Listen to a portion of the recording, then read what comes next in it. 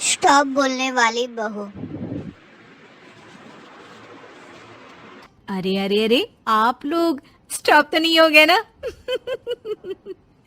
लेकिन ये कहानी है इसी खेल की जो कभी हम बचपन में खेला करते थे। बैठी रहती है सारा दिन पत्थर की तरह। अरे पत्थर भी कभी कभी हिल लिया करता है।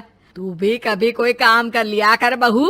मैं तो बहू नहीं भैंस ले आई हूँ। मीता सारा दिन घर का काम करती, कमर टूट जाती जब वो रात में बिस्तर में आराम करने के लिए लेटती। लेकिन मजाल है सास की, जो उसके काम की कभी झूठे मुंह भी तारीफ कर दे। हम लोग नसीब वाले हैं नीता बिटिया, जो तेरे जैसी बहू हम लोगों को मिली।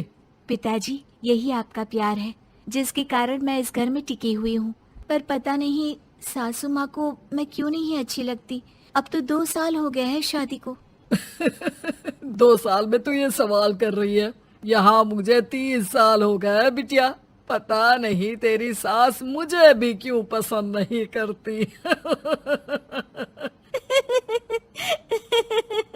फिर क्या, दोनों ससुर बहू खूब ठहाका लगा लगा कर हंसते हैं। अरे वाह जी वाह, क्या जमाना आ गया है। बहू को देखो कैसे ठहाके लगा लगा कर ससुर के साथ हंस रही है। अरे एक जमाना हमारा था, ससुर इस कमरे में तो मैं उस कमरे में, ससुर बरामदे में तो मैं छत में। और यहाँ देखो महारानी को, वो मेरी बेटी है। और पापा ने तुम्हें कभी नहीं कहा था कि तुम इधर उधर भागो। हाँ, सास को पति की बात पर गुस्सा आ जाता है। तभी उसकी नजर बहू पर पड़ती है जो सास और ससुर की बात पर हंस रही है। बहू को हंसता हुआ देख सास का पारा 7वें आसमान में चढ़ जाता है। अरे कल बूही तू क्यों हंसी? तुझे कौन सी चुड़ैल चिपट गई तो हंस रही है? हम मियाँ बीवी का ये चलता रहता है, ये ना सोच के बीच में फूट पड़वा दी। अरे जी जाइए बाजार से छाछ ले आइए, और तू जाकर किचन में बेसन घोल कर पकोड़े बना ले, कड़ी बनानी है तुझे। सास बहू और पति को ऑर्डर देकर वहाँ से निकल जाती है। पति बाजार की तरफ और बहू किचन की तरफ। हाँ, सारा काम हो गया, अब बस आराम से टीवी देखूं। उधर सास, कढ़ी खाने का बिल्कुल मन नहीं था, लेकिन जब ये लड़की खी खी करके दांत दिखाती है तो गुस्सा आ जाता है। लगता है कि मुंह नोच लो इसका। तभी सास के कान में बहू के जोर जोर से हंसने की आवाज आती है। सास का पारा फिर 7वें आसमान में चला जाता है। सास कमरे में जाती है जहाँ बहू टीवी में सीरियल देख रही होती है।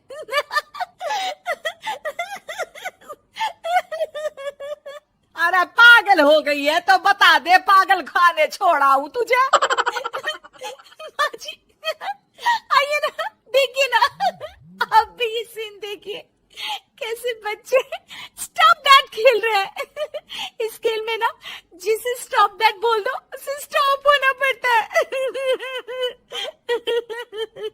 हाँ हाँ, बहुत खेला है मैंने भी इसे बचपन में। कोई इतने भी पुराने लोग नहीं है हम। हाँ, काश सासू माँ मैं भी ये खेल खेल पाती। सास को बहू की इस बात पर गुस्सा आ जाता है। यहाँ तो सारा घर फैला पड़ा है, रात के खाने की कोई तैयारी नहीं, और मैडम स्टॉप दैट खेलेंगी। हाँ, अरे चल जाकर छत धो। बेचारी बहू जो अभी तक टीवी पर ठहाका मार रही थी, झाड़ू लेकर छत पर पहुंच जाती है। खुले आसमान के नीचे बहू भगवान की तरफ देखकर कहती है, हे भगवान, ये तो बता दो कैसे मेरे अंदर भी कोई क्वालिटी आएगी जिसे देखो जब देखो कुछ न कुछ सुनाकर निकल जाता है।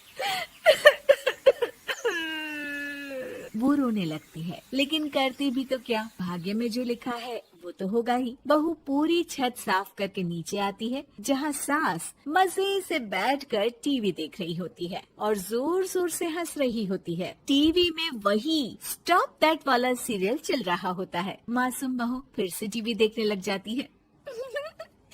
कितना मजेदार गेम है। सास को फिर बहू पर गुस्सा आ जाता है। अरे उसे तो बहू के हंसने की आवाज ही चुभती है। तुझे स्टॉप दैट खेलने का बहुत मन कर रहा है ना? मुझे बोल स्टॉप दैट, अब बोल स्टॉप दैट, बोल बोल। नहीं नहीं माँ जी, कैसी बात कर रही है? अच्छा तो फिर हंस क्यों रही है? अरे दम में तो बोल के दिखाना मुझे स्टॉप दैट। बहू सास के जोर देने पर जोर से गुस्से से बोल देती है, स्टॉप दैट। लेकिन ये क्या, सास तो मानो किसी भूत की तरह जम जाती है। मन तो कर रहा है कि ओवर ही ना बोलूं, लेकिन ये मानेगी तो नहीं ना। तभी डोरबेल बजती है और बहू सास को ओवर बोलना भूलकर दरवाजे पर चली जाती है। अरे कमला, तू क्या करने आई है? भाभी जी काम पर रख लो ना, बहुत जरूरत है पैसों की। मैं जानती हूँ, पर मेरी सास नहीं मानेगी ना। अरे पता नहीं भाभी कैसी सास है आपकी, इतना काम तो मैं 4 घर का नहीं करती जितना वो आपसे एक घर में करवा लेती है। बहू काम वाली से खड़े होकर तकरीबन आधे घंटे बात करती है और उसे विदा कर जैसे ही घर के अंदर आती है तो देखती है कि सास वैसी की वैसी ही खड़ी है। स्टॉप दैट, ये जो कह कर गई थी वो। अरे हाय, ये सासू माँ को क्या हो गया?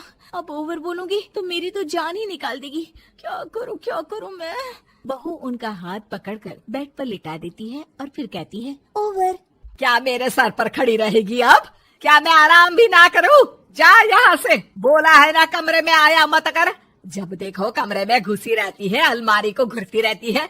अरे कुछ नहीं देने वाली, ज्यादा वहम में मत रहना, समझी? माफ करिएगा, मैं आपको कुछ बोलती नहीं हूँ। इसका मतलब ये तो नहीं है ना कि आप कुछ भी बोलती रहेंगी।